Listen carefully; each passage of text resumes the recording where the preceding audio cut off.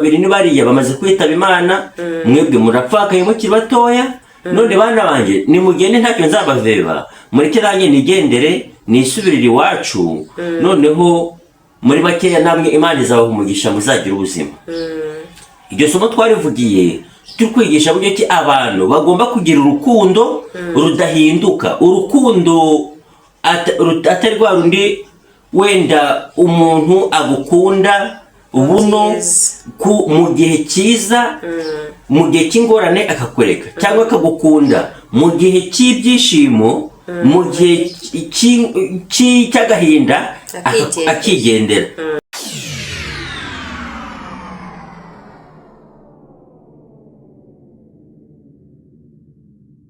Ndabasuhuje aho muherereye hose mu Rwanda, Mozambique, mu Burundi n'ahandi ari hose ntabashije kurondora. Ndabasuhuje cyane, amahoro y'Imana akomeza abane namwe. Hano ni ku nama za Queen 31. Ngewe muvugana hano ndi Queen. Ntabwo ngarutse njyenyine rero, ngarukanye na Papa Eric. Reka nawe muhe umwanya abasuhuze. Ndabashimiye kumpa uyu mwanya umuntu akongera kuboneka hano aganira n'abakurikira inama za Queen 31, baba abari hano Mozambique ndabaramukije, baba batwumva bari mu Rwanda ndabaramukije, mu Burundi, muri Uganda, muri Congo ndetse n'ahandi hose ku isi abumva ikinyarwanda cyangwa se ikirundi kuko burya zira ndimi zijya kuba zimwe. Bose ndabaramukije, nibagira amahoro, nimugira amahoro. Ko nta murari nta murari nuko haramutse imbeho, ariko kuko mugiye kumpa icyayi nkabanywa cyakira abashyitsi reka ngire morale. bagukorera agacyayi yego nta kibazo rwose. uyu munsi rero dufitiye iki? uyu munsi twaganira ku byaranze kino cyumweru turimo dusoza, haba amakuru ya hano Mozambique, haba ayabereye mu Rwanda hirya no hino, kandi tukagira nuko tugenda tubiganira tugira n'abantu inama ndetse n'abagiye batwandikira ku byo tuba twavuzeho. Hari abantu bagenda batubwira ngo ariko kino bimeze gute mbo ndumva twaganira kuri icyo. Sinzi niba wanyemerera ngahita manza kuri uyu nguyu wavuze ngo ese koko muri Bibiliya harimo uwo muntu mwavuze witwa Naome umukazana, ya nkuru twavuze yo mukazana nyine, reka ngarukira iri mu gitabo cya Rusi. abantu bize teologiya cyangwa abantu bazi Bibiliya badufasha, ntabwo iyi nkuru uko nayihimbye irimo. Iyi nkuru irimo ni umuntu wari ufite abakazana, noneho abahungu be basuhutse, abahungu be baza kwitaba Imana. Baje kwitaba Imana,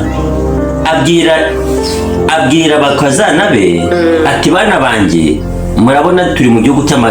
cy'ubunyagano, turi mu gihugu cy'amahanga, kandi abagabo banyu bamaze kwitaba Imana. Njyewe ntacyo, none se turagumana bigende biti? Njyewe ntacyo mfite cyo kubaha, nta wundi muhungu nabyaye, abahungu banjye babiri ni bariya bamaze kwitaba Imana, mwebwe murapfakaye mukiri batoya none bana banjye nimugende ntacyo nzabaveba mureke nanjye nigendere nisubirire iwacu noneho muri bakeya namwe Imana izabaha umugisha muzagira ubuzima. Iryo somo twarivugiye tukwigisha buryo ki abantu bagomba kugira urukundo rudahinduka, urukundo atari rwa rundi wenda umuntu agukunda ubuno mu gihe cyiza mu gihe cy'ingorane akakwereka cyangwa akagukunda mu gihe cy'ibyishimo mu gihe cy'agahinda akigendera. Ko ubushuti ari yindi mubana A Z, bivuga igihe cyose, inshuti n'igihe cyose.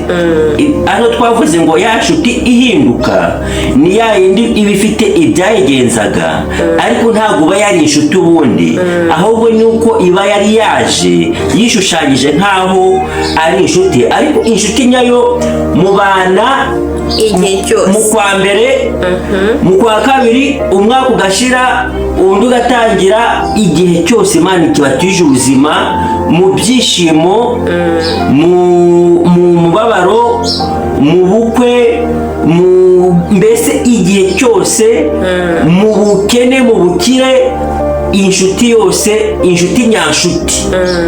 niyo mubana. Niho twavugira isomo rero ry'uyu mubyeyi ry'aba bantu riboneka muri icyo gitabo cya Rusi. Nuko umubyeyi arabinginga, ariko muri bo haza kuvamo umwana umwe, umukazana we aramubwira ati mama, njyewe reka kwirirwa unyinginga, turajyana. Iyo unabyibukana n'abaririmbiye, nubwo njye ntazi kuririmba iyo ndirimbo, ariko abantu abadivantisite bo barayizi cyane. Icyo yakoze uwo mukazana yajyanye nawe, aragenda aramubwira ngo ijambo yavuze nubakiraho mu buzima bwa buri munsi, n'inama naha abanyarwanda bari hano Mozambique bafite umutima wa kigeugeu. Kigeugeu ni ya ndirimbo baririmbye y'umuntu uhindagurika. Kigeugeu, umuntu uhindagurika nka kamero kajya kamero nekera kamero ne kakanyamaswa gatoya kagera ahantu hari umweru kagahinduka umweru, kagera ku kibabi cy'icyatsi kagahinduka icyatsi, kagera ku mukuta kagahinduka umukungugu. Kishushanya naho kageze. Urukundo rw'abanyarwanda bari muri Mozambique rurimo ibice bibiri. Hari abafite umutima mwiza, hari abahinduka, hakaba n'abadahinduka. Ese ni Mozambique gusa? Ariko nakubwiye ko njye nkunda kuvuga ahantu ndi muri Mozambique, kuko ni byiza kwigisha bureba kuruta kwigisha butareba, kuko none se uzajya gukosora abahandi nawe ubwo utari bumaze kwikosora. Ubwo n'abandi bumvireho, njye ndavuga hano aho ndi, ariko n'umuntu uri mu Rwanda afite umutima wa kigeugeu, wa wundi uhindagurika, afite rwa rukundo ruhinduka, amenye ko ibyo bintu atari byiza. N'uri mu Burundi, n'uri muri Kongo, uwo ari wese wakumva ko iyi nama turi gutanga imureba, nawe nta kibazo yahinduka. Urukundo nyabwo ni rwa rundi rw'ibihe byose. Ubwo twabivugiye iki? Niba ubyibuka tubwira abantu nyaboneka mujye mwiremamo urukundo, atari rwa rundi nkaho uje ushaka umuntu hari icyo umushakaho wakirangiza ukigendera. Hari abantu bateye gutyo, akaza nk'uko twabivuze, wenda akaba yaza asanga Queen. Ni urugero Queen nka wese nkakwereka ko wenda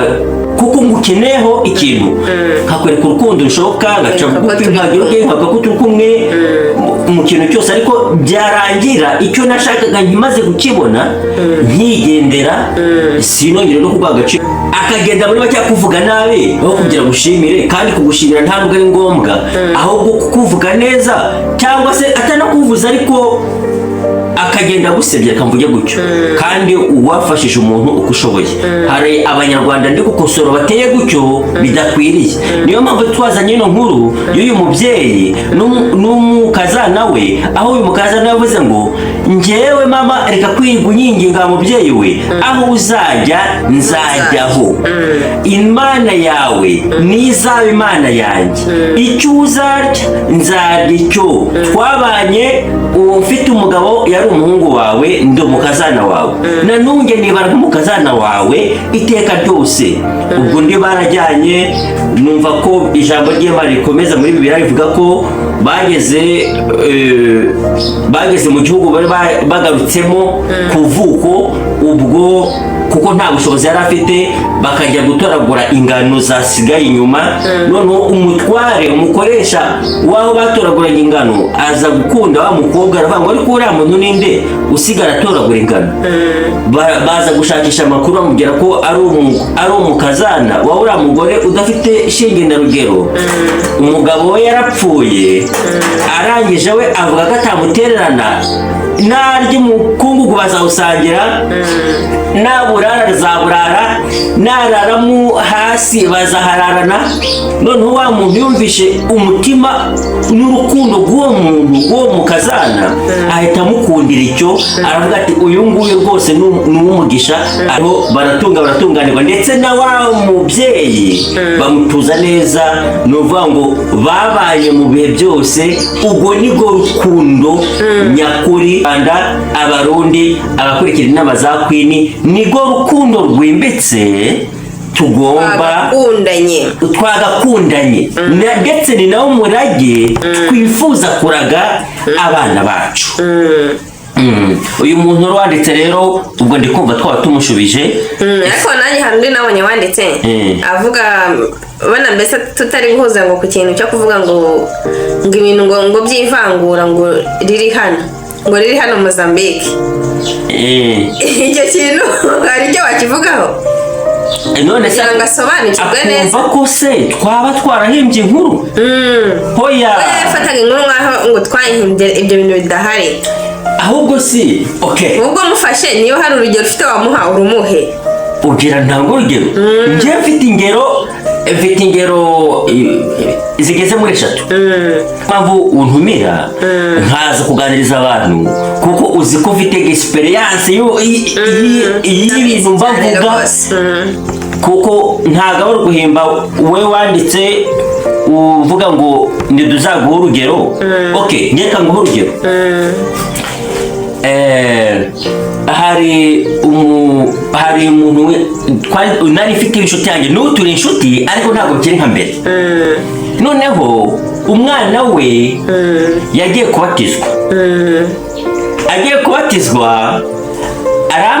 uzi ko umwana wigiye nyine akenshi bamusaba guhitamo umubyeyi umwana mukuru nyine bagomba guhitiramo umubyeyi kuko aba amaze kuba mukuru ubwo umwana we aratangura ngo aza kumbwira arambwira ati ngiye kubatizwa none ngeze igihe cyo guhitamo umubyeyi nifuza ko ari uzambyara muri batisimu wowe n'umudamu wawe ko ari mwebwe muzambera ababyeyi ndamubwira ati nta kibazo kuko mwe mbona muri inshuti zo mu rugo kandi nanjye numva mbikundiye ndavuga ati njye nta kibazo rwose kandi na madamu wanjye ntabwo yabyanga byarananejeje ubwo icyakurikiyeho ni iki uko iminsi yatambutse wa mwana ageze mu rugo abibwira iwabo ubwo turi gusubizaho nduvuga ngo ese nibyo tuba twahimbye hoya wowe ukurikira inama za kweli ntabwo hano duhimba icyo tuvuga aba ari ukuri tuvuga iby'ukuri ahubwo tugira ngo dukosore sosiyete ibashe uwari ufite umutima nk'uwo mubi abashe kuhindura uwo ufite umutima mwiza awukosore ariko ntabwo ari uko tuba turi guhimba oya ni ibiba byabayeho ni ibyatubayeho cyangwa iba byabaye ku bantu tuziranye gutya tureba vizavi nkomeje rero ubwo umwana iwabo baramubwiye ngo hoya wahubutse ahubwo baranamukubise ngo kuki wihutiye kubwira bariya ngo kandi bari tudahuje ubwoko umwana we ati ngibyo ntabwo byo byamoko nge mbizi nge nuko nzi ko muri inshuti zanyu kandi numva mbakunze ngo oya ntabwo bari rero bazakubyara uzabyagwa no kwa runaka muhuje kuko ari bo muhuje ubwo umwana byaramubabaje ariko kuko nyine ari umwana nta kindi ari gukora n'igihe cya fete ntabwo babashije kudutumira ngo tujyeyo kuko umwana yarababwiye ngo none se ntabwo nibura baraza ngo hoya kuko bamaze kubabwira ntabwo tuzaba bazaza mu yindi izakurikira ngo kuko ntabwo baza hano wababwiye babone uriya niwe wakubyaye ngo babyakire neza wenda nibo babifata nabi babarira burya cya gihe nabibwiye mu rugo baranankubita barambwira ngo kuki nakubwiye ngo kandi ngo mudahuje ngo ubwoko ngo ntabwo muhuje ngo batamya ngo umuntu uzambyara ni kwa runaka ngo bahuje ubwoko ati ngewe ibyo by'amoko nge ntabwo mbizi ni mu rugo babivuze ngewe icyo nari narebyeho ni uko numvaga nkwikundiye n'umudamu we bakunda noneho nkumva ko rero mwumbyaye byaba ari numvaga nkeneye ariko mu rugo barabyanze noneho mbabwiye nibura abana batumire barabyanga ubwo rero ngewe ntabwo mba mbizi ni uko inzi ko muri inshuti kandi inzi ko numvaga nkwikundiye n'umudamu we mbikundira ubwo rero ibindi ntabwo nge nabimenya